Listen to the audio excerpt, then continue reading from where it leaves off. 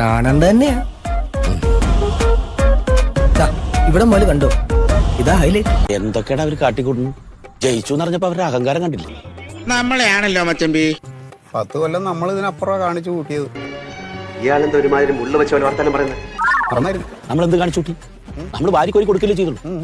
എന്നിട്ട് നമ്മൾ എങ്ങനെയാടാ തോറ്റത്? ഇനി വിഷമിച്ചിട്ട് കാര്യമില്ല, വരാനുള്ളത് വഴി തന്നെ. കുടുംബക്കാർക്ക് വിവരം വെച്ച് അത്ര തന്നെ. ഈ കുടുംബത്തിന്റെ ചുമതല 10 കൊല്ലമായിട്ട് ഞാൻ ഏറ്റെടുത്തപ്പോ എന്തൊക്കെ ഉപകാരം ചെയ്തു ഞാൻ.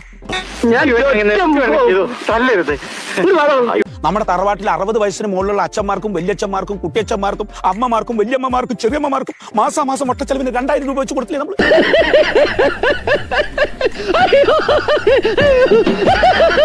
പിന്നെ 2000 കുടുംബം ഇന്നത്തെ കാലത്ത് എന്തിനു തികയുന്നാണ്?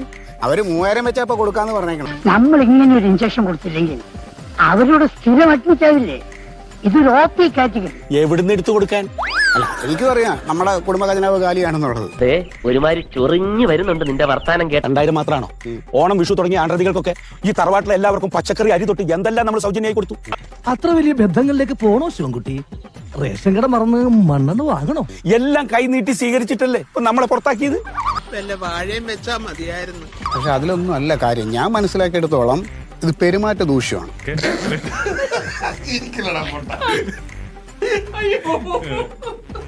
എന്ത് പെരുമാറ്റ ദോഷം? നമ്മളെല്ലാം നല്ലതല്ലേ പറഞ്ഞിട്ടുള്ളൂ, ഒരു കുഴപ്പമുണ്ടായിട്ടില്ല. ഇത്രയും വലിയ ഗതികെട്ടവൻ ഈ ലോകത്ത് വേറെ ആരെങ്കിലും ഉണ്ടാവും എന്റെ കർത്താവേ? ഇല്ല, കുടുംബത്തിലെ ഒരാളുമായിട്ട് ഞാൻ സംസാരിച്ചപ്പോൾ എന്നോട് പറഞ്ഞത് സുഗതമാമയുടെ പെരുമാറ്റ ദൂഷ്യമാണ്. ഏത് ലേഷമാനാണ് അത് പറഞ്ഞത്?